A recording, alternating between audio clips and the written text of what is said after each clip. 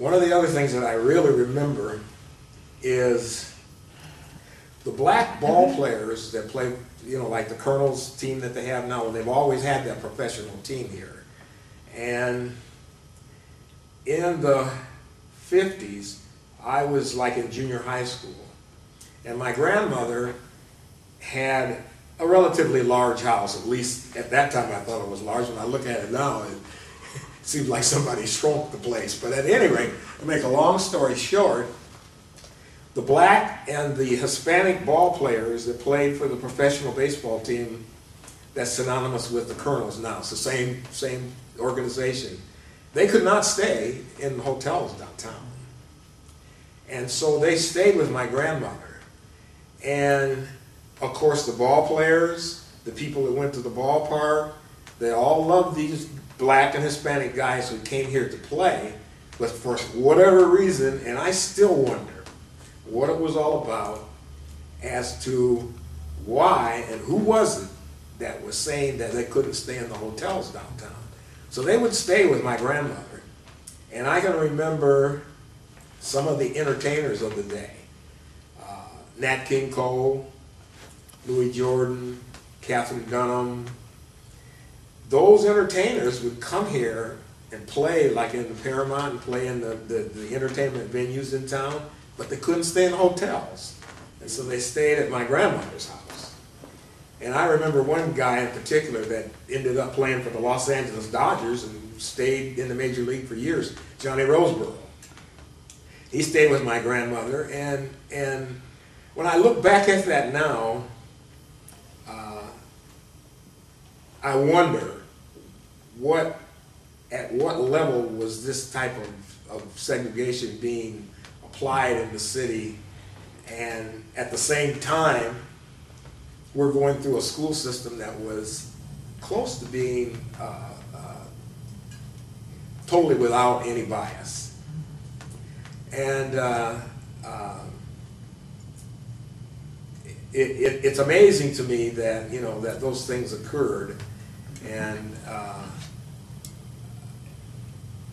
it was the Supreme Court decisions that were made in the 60s, 63, 64 that changed all of this.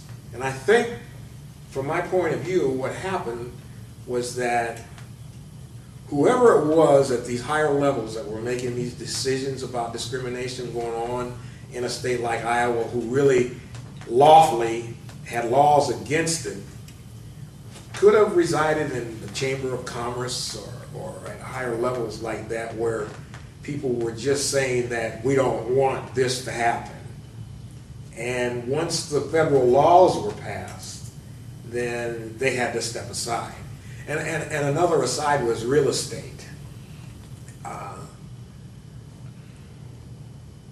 Blacks have lived just about in every quadrant in Cedar Rapids as far as I can remember. But I do remember my dad wanting to buy a home from our old neighborhood. And the person that was wanting to sell him his home was a white contemporary friend of his.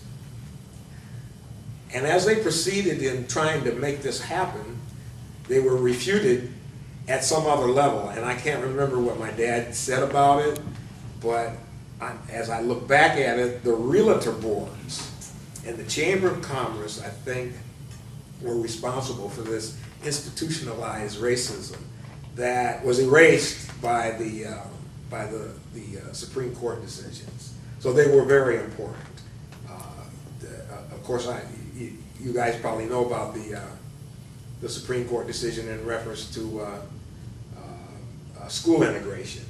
That completely changed things. Mm-hmm. I remember once going to vacation in the South. I had an aunt that lived in Kentucky, in Harlan, Kentucky, and this was 1954, and I went down there to spend the summer. And like I say, all through my life, I've always sat in class with white kids. And they were just beginning to have to go through integration. And there was a school, a black school, that was about a block from where my aunt lived. And I can remember down there in Kentucky, sitting talking with the kids that lived there, and they were quite curious as to how was it to actually go to school in an integrated situation. I can remember sitting and telling them that we were already there, but that illustrated for me the differences in different parts of the country. They were just beginning to have to integrate their schools, and they were quite concerned. And here, all my life here in Iowa, we had always had that advantage. Oh, in your childhood and from till now, have you ever had like any, like, have you ever been able to go in any restaurants without telling them you couldn't eat there or anything? You know, that's a good question. Growing up here, I do not really remember any instances of being refused entry anywhere. When I say that the ball players couldn't stay in the hotels, I knew adults who worked in those hotels. They worked in the hotels as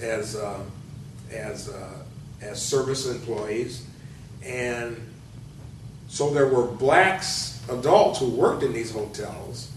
But as a child, I had no reason to ever want to go rent a room. So I guess it's childhood innocence, because I didn't realize that because they worked there that I wasn't welcome there. So I never really was actually refused any service at any point. Now, I do remember very distinctly there was an all Iowa fair that was held at Hawkeye Downs each year, and it was second to the state fair in how large it was. And I had this friend of mine, white guy I grew up with, a buddy of mine all my life. We went out to the fair, and they had these setups, of course, in the fair. The people who ran the carnivals and stuff, you know, the carnies all came from someplace else. And we went to do something, and one of the carnies said to my friend and mine, "This is not for the blacks. This is not," and he didn't use the word black, he used the N-word. And I remember my friend and I were just kind of like, and we just walked away. Now that was one thing, but to me at that time, I looked at that as that this was just some carny from down south somewhere that didn't know any better. And so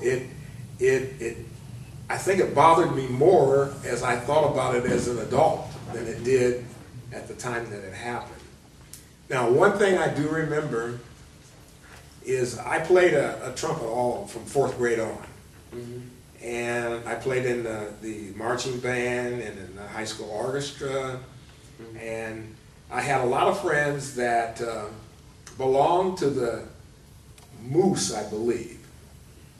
It was either the Moose or the Elks, Drum and Bugle Corps, which was a big thing. And for the most part, it was all white. So as a junior in high school, because I knew all these guys, they all said, "Bev, come and join the Drum and Bugle Corps." And they were all excited, and I remember going down to the YMCA for a meeting.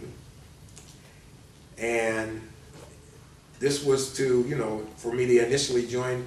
And one of the adults came up to me and he says, "I want to talk to you." And he explained to me that someone above said that this can't happen. Now I recall that. And I never found out where it transpired from. But it was again indicative of all the people within the group, all the guys that were members of were all friends of mine, but someone above said that they didn't want that to happen. Basically what I'm saying is that they didn't want me as a black to join the Drum and Bugle Corps. That's the other instance of refusal because of race.